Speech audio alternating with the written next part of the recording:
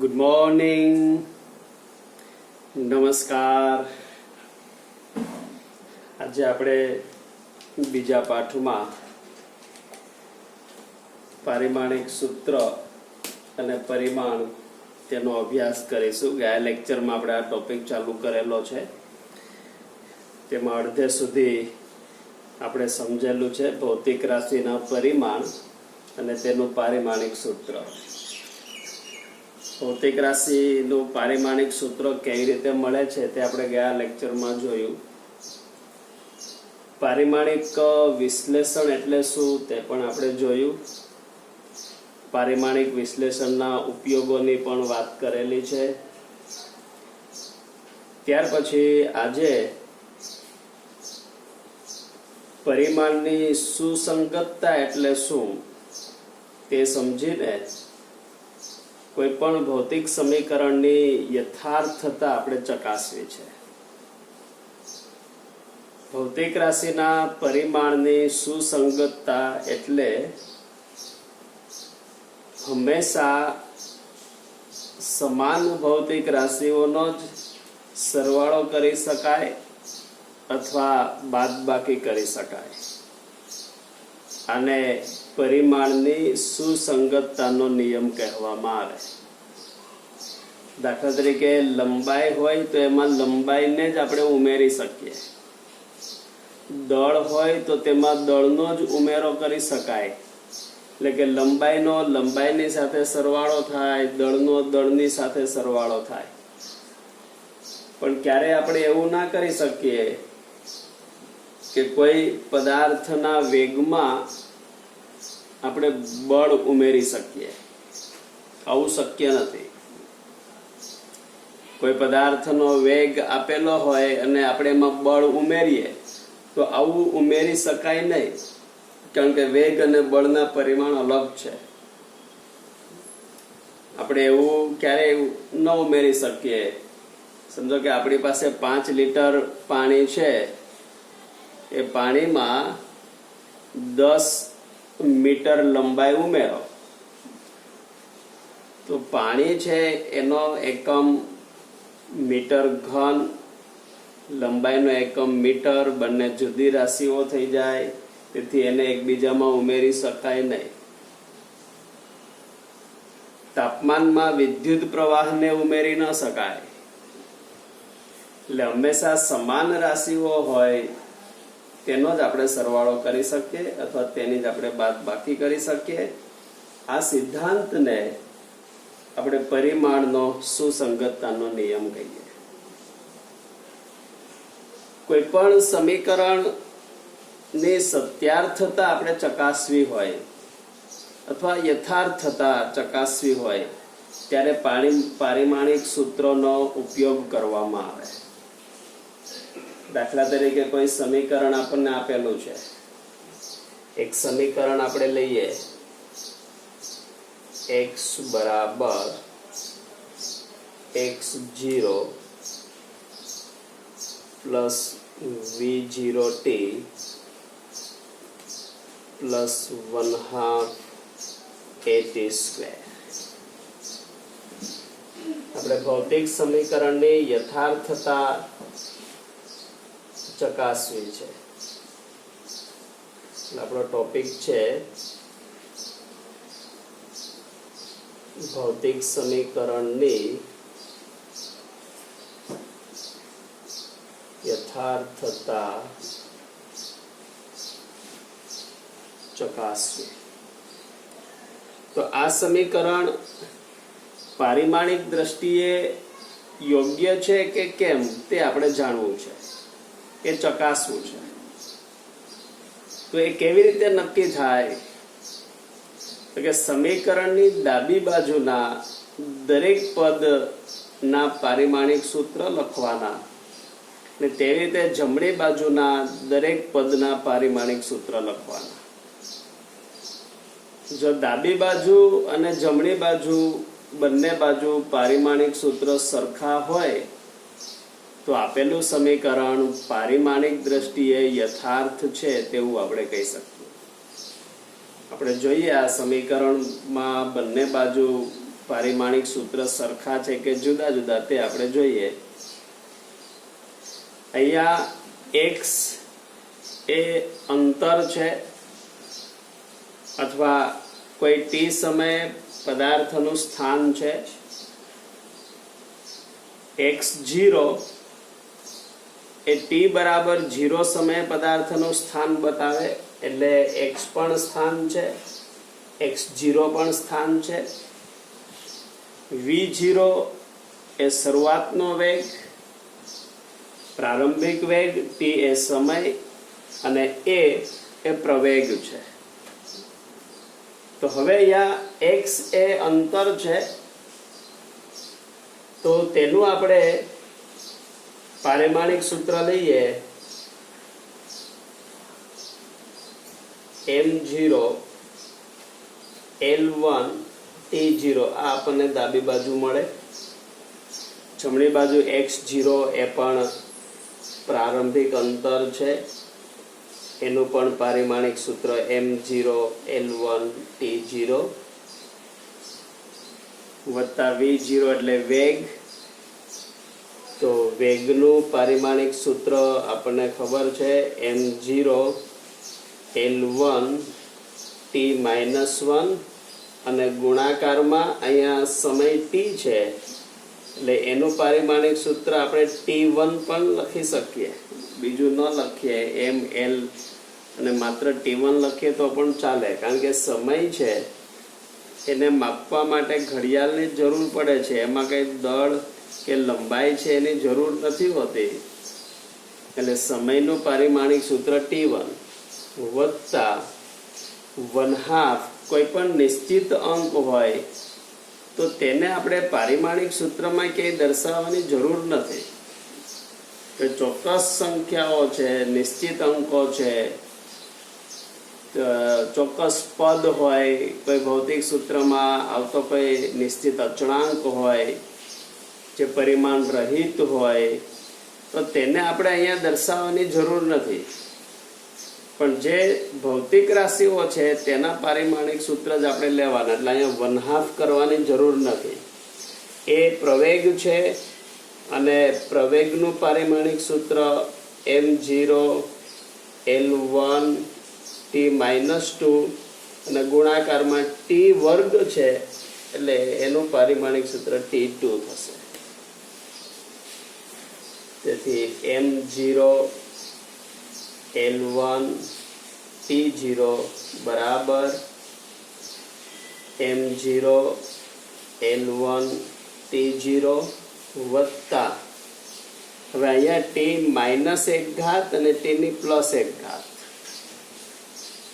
-1 છે એનો મતલબ એ છેદમાં છે. તેથી આ t1 અને આ t1 કેન્સલ થઈ જાય એટલે t0 મળશે. એટલે આ જે પદ છે વચ્ચેનું એનું સાદરૂપ આપીએ તો આપણને મળે છે m0 L1 T0 વત્તા, અથવા અમે કરી શકીએ આપણે આધાર સરખા તો ઘાતાંકોનો સરવાળો. તો આ t અને t બંને આધાર છે, અહીંયા સરખા છે તો એનો ઘાતાંકોનો સરવાળો કરવાનો. સરવાળો કરશું એટલે શું થાય? -1 + 1 એટલે 0 થઈ જાય. એટલે આપણે લખ્યું છે t0. એવી રીતે અહીંયા પણ m0 L1 t-2 અને t+2 એટલે ત્યાં પણ થશે t0. આમ આ સમીકરણમાં ડાબી અને જમણી બાજુ દરેક પદના પારિમાણિક સૂત્રને આપણે સરખાવીએ અને જો સમાન મળતા હોય તો આપણે કહી શકીએ કે આપેલું ભૌતિક સમીકરણ એ પારિમાણિક દ્રષ્ટિએ યથાર્થ છે. તો અહીંયા ડાબી બાજુ પારિમાણિક સૂત્ર m0 L1 T0, જમણી બાજુ પણ દરેક પદમાં જોઈએ તો m0 L1 T0, વચ્ચેનું પદ પણ m0 L1 T0, અહીંયા પણ m0 L1 T0. એટલે કહી શકાય કે આ સમીકરણમાં ડાબી બાજુ અને જમણી બાજુ દરેક પદના પારિમાણિક સૂત્ર સરખા છે અથવા એના પરિમાણ સરખા છે. અહીંયા 0, એમની 0, એમનું 0 પરિમાણ, અહીંયા પણ 0, બીજા પદમાં 0 અને અહીંયા પણ 0. એટલે l છે એનું પરિમાણ અહીંયા 1 છે, તો અહીંયા દરેક પદમાં l નું પરિમાણ 1 જ આવે છે. અહીંયા t નું પરિમાણ 0, તો અહીંયા દરેક પદમાં t નું પરિમાણ 0 જ છે. આનો આપણે સરવાળો નથી કરવાનો, 3m0l1 t0 કરવાનું નથી. એટલે અહીંયા પરિમાણ સરખા છે, તેથી કહી શકાય કે આપેલું સમીકરણ એ પારિમાણિક દ્રષ્ટિએ યથાર્થ છે, સાચું છે.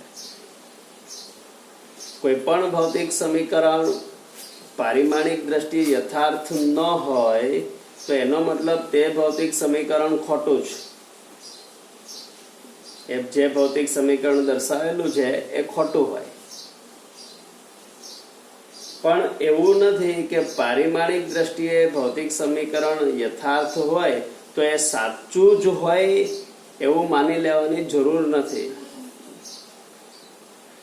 આ પારિમાણિક વિશ્લેષણની એક મર્યાદા છે કે પારિમાણિક દ્રષ્ટિએ યથાર્થ સમીકરણ હોય તો તે સાચું જ હોય એવું દર્શાવતું નથી. જો યથાર્થ ન હોય તો તે ખોટું જ હોય, પણ યથાર્થ હોય તો એ સમીકરણ સાચું જ છે તેવું આપણે કહી ના શકીએ.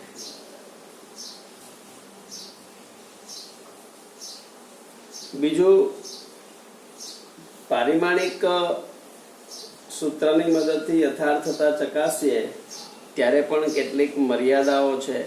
ધારો કે કોઈ ભૌતિક સમીકરણમાં પરિમાણ રહિત અંક આવતો હોય તો એના વિશે આપણે કોઈ માહિતી મેળવી શકતા નથી. પછી કેટલાક વિધેયો હોય, જેમ કે ત્રિકોણમિતીય વિધેય, લઘુગણકીય વિધેય, ચરઘાતાંકીય વિધેય, તો આ વિધેયો વાળા કોઈ ભૌતિક સમીકરણ હોય તો તેની આપણે યથાર્થતા ચકાસી શકતા નથી. પરિમાણ રહિત કોઈ હોય તો એના વિશે આપણે આના ઉપરથી માહિતી મેળવી શકતા નથી. તો આમ કોઈ પણ સમીકરણની આપણે યથાર્થતા ચકાસી શકીએ. એટલે કોઈ સમીકરણ પારિમાણિક સત્યતા ચકાસવામાં અસફળ હોય તો સમજવાનું કે તે ભૌતિક સમીકરણ ખોટું જ છે. જેમ કે અહીંયા આપણે v0² આમ જો કરી નાખીએ તો આ સમીકરણ છે એ પારિમાણિક દ્રષ્ટિએ યથાર્થ નહીં મળે. કારણ કે અહીંયા આવી જશે L2 અને અહીંયા આવી જશે t-2, એટલે અહીંયા આવશે અંતિમ પદ L2 અને અહીંયા t1 આમ આવી જશે.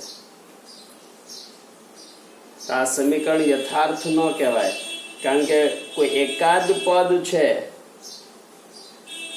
એના MLT ના પરિમાણ જો અલગ પડી જતા હોય એકાદ પદના પણ, તો આ સમીકરણ યથાર્થ ગણી શકાય નહીં.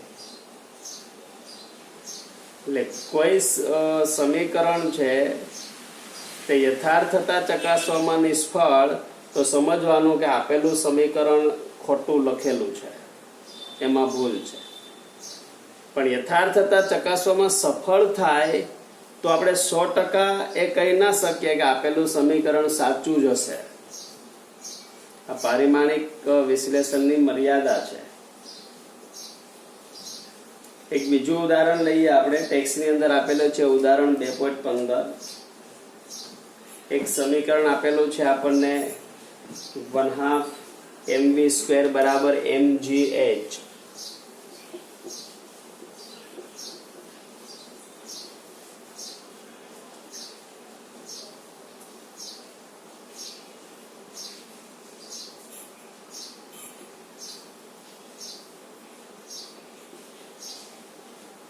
આવું એક સમીકરણ આપેલું છે 1/2 mv² બરાબર mgh. તો આની યથાર્થતા આપણે ચકાસીએ. અહીંયા 1/2 છે તો એની આપણે યથાર્થતા ચકાસવામાં એને કે લખવાની જરૂર નથી. આ m એ દળ છે એટલે આપણે દળનું પરિમાણ લઈએ, ધારો કે m1 વડે દર્શાવીએ. પછી ગુણાકારમાં વેગનો વર્ગ છે, વેગનું પરિમાણ ખબર છે L1 t-1, એનો વર્ગ કરશું એટલે આવશે L2 t-2 બરાબર m એટલે દળ, તો એનું પરિમાણ લઈએ m1. ગુણાકારમાં g એટલે ગુરુત્વ પ્રવેગ, તેથી ગુરુત્વ પ્રવેગનું પારિમાણિક સૂત્ર એટલે પ્રવેગનું પારિમાણિક સૂત્ર આપણે લેવાનું L1 t-2. ગુણાકારમાં h એટલે ઊંચાઈ, ઊંચાઈ એટલે અંતર, તો અંતર છે તેનું પારિમાણિક સૂત્ર L1.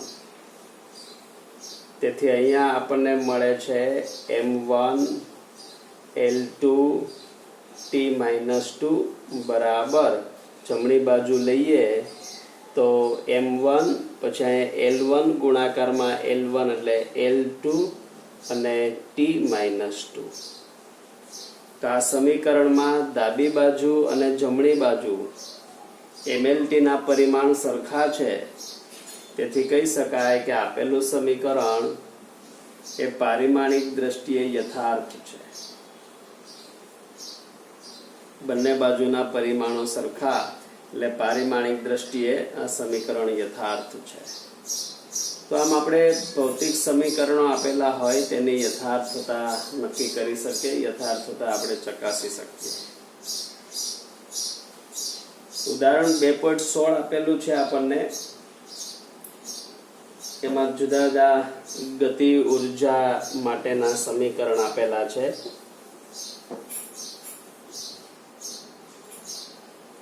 ગતિ ઉર્જાના જુદા જુદા સૂત્ર આપેલા છે. એક સૂત્ર છે k બરાબર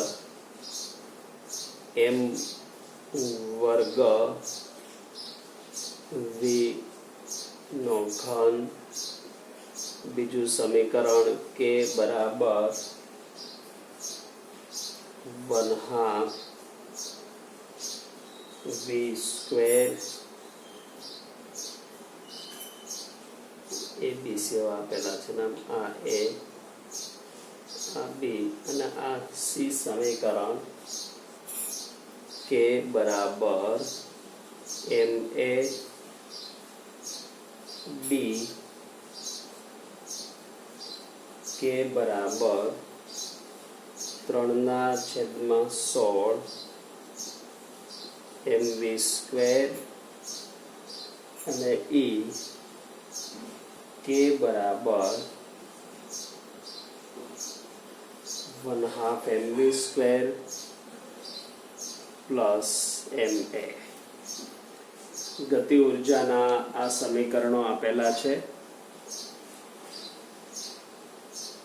કયા સમીકરણો પારિમાણિક દ્રષ્ટિએ યથાર્થ છે તે આપણે નક્કી કરવું છે. પહેલું સમીકરણ લઈએ. ડાબી બાજુ k એટલે ગતિ ઉર્જા આપેલી છે. ઉર્જાનો એકમ જૂલ હોય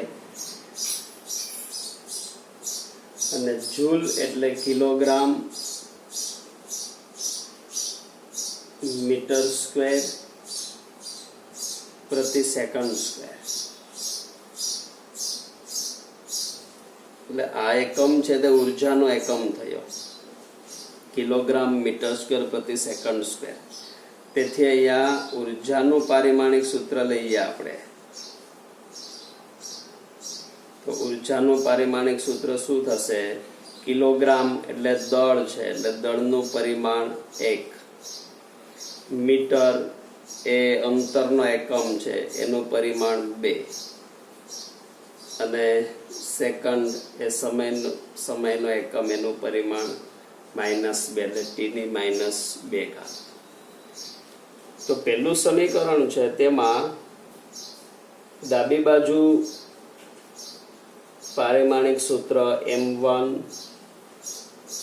L2 t-2 બરાબર જમણી બાજુ લઈએ તો m એટલે દળ છે ને દળનો વર્ગ એટલે અહીંયા આવશે m2. પછી વેગનો ઘન છે, વેગનું પારિમાણિક સૂત્ર L1T - 1, પણ એનો ઘન છે એટલે L3T - 3 થાય. તો આ સમીકરણમાં બંને બાજુ પરિમાણ સમાન નથી મળતા, ડાબી બાજુ બરાબર જમણી બાજુ થતી નથી, એટલે આ સમીકરણ છે એ યથાર્થ નથી. પહેલું સમીકરણ યથાર્થ નથી. બીજું સમીકરણ આપણે લઈએ m1 L2 T - 2, ડાબી બાજુ નું પારિમાણિક સૂત્ર, જમણી બાજુ m1, m એટલે દળ છે એનું પરિમાણ 1, અને વેગનું પારિમાણિક સૂત્ર L1T - 1 એનો વર્ગ કરશું એટલે અહીંયા થશે L2T - 2. તો આમાં ડાબી બાજુ બરાબર જમણી બાજુ છે એટલે આ સમીકરણ યથાર્થ છે, પારિમાણિક દ્રષ્ટિએ યથાર્થ છે. પછી આપણે k બરાબર m એ ત્રીજું સમીકરણ લઈએ તો m1 L2 T - 2 બરાબર દળ માટે m1 અને સ્મોલ a પ્રવેગ દર્શાવે છે. પ્રવેગનું પારિમાણિક સૂત્ર L1T - 2 છે એટલે આપણે આમ લખીશું અહીંયા L1T - 2. તો આમાં પણ પરિમાણ MLT ના પરિમાણ સમાન નથી, તેથી આ સમીકરણ યથાર્થ નથી. પછીનું આપણે લઈએ ચોથું સમીકરણ m1 L2 T - 2 બરાબર 3/16 એને લખવાની જરૂર નથી, અહીંયા આપણે લેશું તો m1 L2 T - 2. આ સમીકરણ યથાર્થ છે.